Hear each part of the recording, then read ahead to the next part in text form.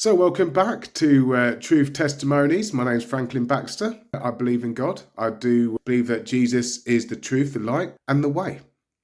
And I wanted to talk to you today about angels and demons. Now, we live in a world where there is a lot of untruths, a lot of confusion, a lot of chaos, a lot of different things that are currently in the world right now. When I said about angels and demons, if you go out there and you'll see pictures of angels, or people say, "Oh, I was such an angel." They will talk about angels, and that's fine. But not all like to talk about demons. If you can have a conversation with somebody about angels, yeah, you might get the odd person say, I don't believe in angels. I don't believe in angels at all. But if you try to have an honest conversation about demons, they might say a few bits, but it would be in a little bit of jest. But it wouldn't be anything serious. And the reason why is because what demons and Satan represent, if you really and truly believe it, you are running from it and you're running to God and you're running to Jesus. But a lot of people, they don't want to do that because they're caught in their own sin, they're caught in their own darkness, they're caught in their own deception. So they decide to not do that. So I wanted to speak a bit of truth because that's what we do on this channel. Truth. Because there isn't enough truth in this world. When you look at the characteristics of Satan, the characteristics of demons, let's just have a look, shall we? Now, Satan is spoken about right at the very beginning of the Bible. In Genesis 3:1-5, Satan is classed as cunning, shrewd. He manipulates. He doesn't do it directly. It's very, very indirect.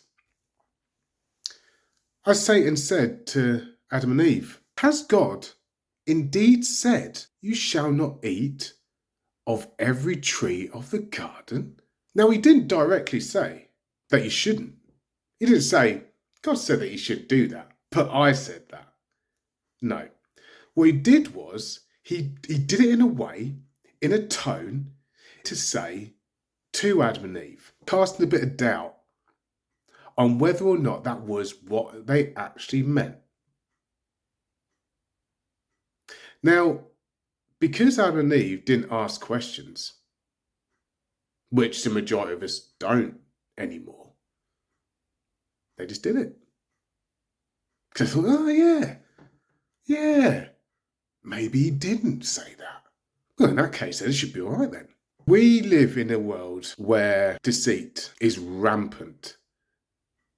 At every corner, there is deception. Let's look at some more of the characteristics. So the deceiving, the manipulation, lies. That's a characteristic of the devil, of demons, of Satan. John 8:44 said it best. You belong to your father, the devil, and you want to carry out your father's desires. He was a murderer from the beginning, not holding to the truth, for there is no truth in him. When he lies, he speaks his native language, for he is a liar and the father of lies. He wants to manipulate your thoughts, manipulate how you do things, manipulate what you do. Chaos. When you're in chaos, you can't think. If you were in a war for your whole life, do you honestly think that you would be able to think? You're not thinking. You can't. Control. How easy would it be for the devil to control you if you have no clue what it is you're doing? Deceit, lies, manipulation, chaos, control. They're just some of the characteristics of darkness, of the devil, of Satan, of demons. Now, let's make this worldly as well. Massive buzzword that you may have heard over the years, And we've all encountered it. We've all had to deal with it at some point or another. And most of us also have it in us. It's just depending on what side of the scale we fall into, will be whether or not it actually shines through. And that's that magical word of narcissism. Yes. How often do you put on YouTube and there are 1,000,001 different people talking about narcissism? You look at the characteristics of a narcissist. What do you think they are? Why or where? I know my experience of dealing with somebody who is very narcissistic, but when you really delve in and look at narcissism, well, narcissists, what do? Well, narcissists like to control. Narcissists love to manipulate. Narcissists ensue chaos so they can function. Through lying, through being deceitful. Now, narcissists, great. Yeah, you can say narcissists all day long. But really and truly, what it actually really is demonic activity. That's what narcissism actually is demonic activity. Selfish, pride, all those things, they're all the way of the devil. You can't say anything different. From the very beginning of time with Adam and Eve, with the apple, with the tree, with all of those things, with the serpent, that was narcissism. It was demonic activity. It was evil. When I'm talking about angels and demons, and I'm not saying that every single narcissist person is a demon, but what I'm saying is that every single narcissist person practices in demonic activities. There are a lot of survivors out there, like myself, of narcissistic abuse that they've come out of it. Some have come out of it with their faculties intact. Some will never recover from the abuse of what has ensued from a narcissist purely because it's that damaging. There's a blueprint to this. The Bible showed us a blueprint. But the blueprint to this is the fact that, number one, people in demonic activity do not prosper. In the end, they'll get what's coming to them. Even the devil, even Satan. Satan knows the Bible. Don't get me wrong, Satan knows the Bible and he can't stand it. Do you know why? Because the end of the story tells his defeat. He has no way of changing that. It's already written. If you had a book, and it was a great book that everyone read, but at the end it said, you're going to lose. And not only are you going to lose, you're going to lose big, and you're done. You're dust. You're dust. And no one will look upon you anymore. You would want to do everything in your power to change that outcome. Everything. That's what Satan is doing. Demonic activity in people in today's world is more than ever. Like I said, you look at the book of Revelation, it said in the devil's last days, he will become aggressive. And I don't understand how people don't see how aggressive this world is. There's deception everywhere. There are lies everywhere. There's manipulation everywhere. There's chaos everywhere. Everyone wants to control everybody. There's pridefulness everywhere. You twitch on the TV and all you're getting is, it's all about you. It's all about you. Be prideful. Be proud of yourself because it's all you. No, it's not. It's not all you. It's not. Because here's the thing. Let's build them up to be prideful because it's all you. It's all you. But then you better keep that same expectation because if you fall, you're going to get kicked. You're going to get kicked. And then what happens? You lose self-confidence. You lose self-control.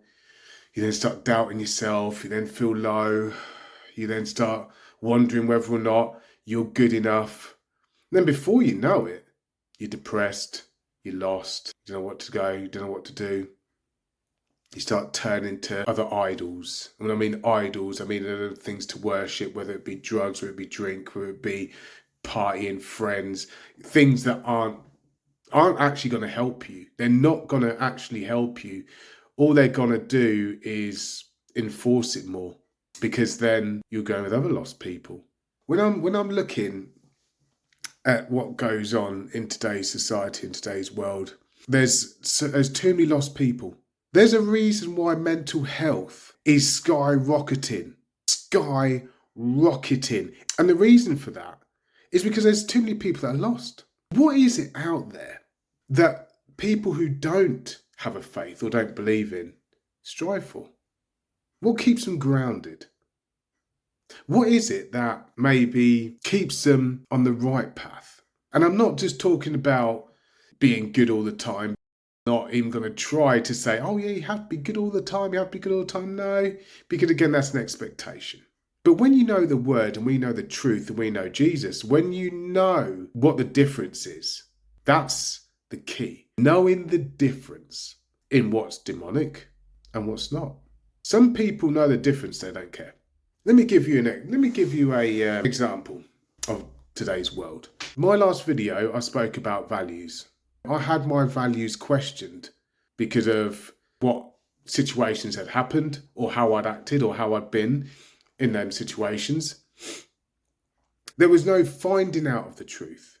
It wasn't a case of this person saying to me, this happened. Why did that happen? Why did you feel the need to do that? Why? Help me understand. Because if I know one truth, and I know that that's one truth, I'd like to know the other side of the truth. So I get to the truth. What's actually happened? What's taking place? But because of the world we live in, it's a lot more easier to gossip. It's a lot more easier to stay in your own perception of what is actually going on. It feeds into chaos. The person who's given the untruth, it feeds into their control of the narrative. Manipulation. Because the truth isn't being told, it leaves it up to manipulation. Untruths, lies, half-truths happen, and deception.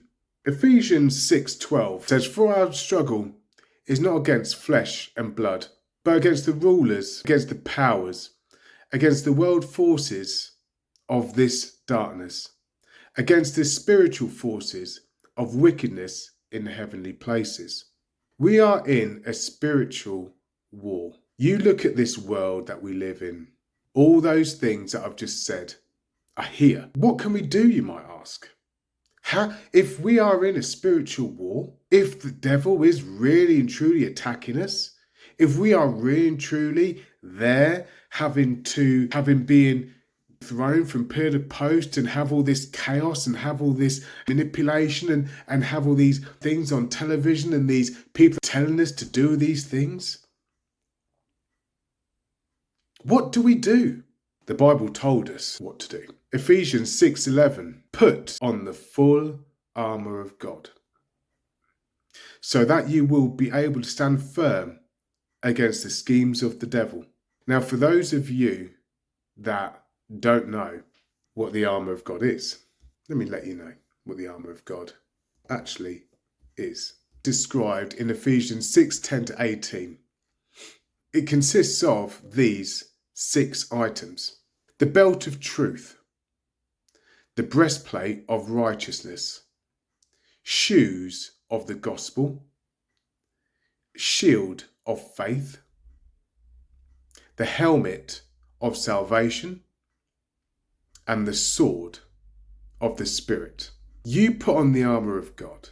If you have somebody who's doing demonic activity and they are sitting there and they're lying and they're smear campaigning and they're telling all these stories, do you know what stops that? The truth. The truth stops it. Dead in its tracks. You can't do anything about it. The truth will stop it. That's it. Done. Truth. We're taught to live a certain way. We're taught to believe certain things by other people. People. A lot of them, or some of them, that may not even believe in God. They may even believe in Jesus. They've got their own beliefs. We don't know. That's the honest answer. We don't know what people do behind closed doors. We have no clue. How many times do we watch the news or something where a famous person who we saw them on TV and they were this great personality and they're this great person, and then you hear about how they then murder their family. We don't know, which is why these people that are in the media and who are famous people or some even influential, we don't know where their heart lies. We need to guard our heart, because our heart puts out where we actually are, what we actually want to do. That's why you need to always beware of people's actions. You need to be aware of an increasing amount of demonic activity in this world. And unless we really start to ask the questions, unless we really look to seek Jesus and seek faith and really and truly start steeping ourselves in Scripture, we could get caught up in the rapture and be left to the submissions of darkness and the devil and his minions. So that's it for today. That's it for this video. Thank you for being here. God bless, and I'll see you next one.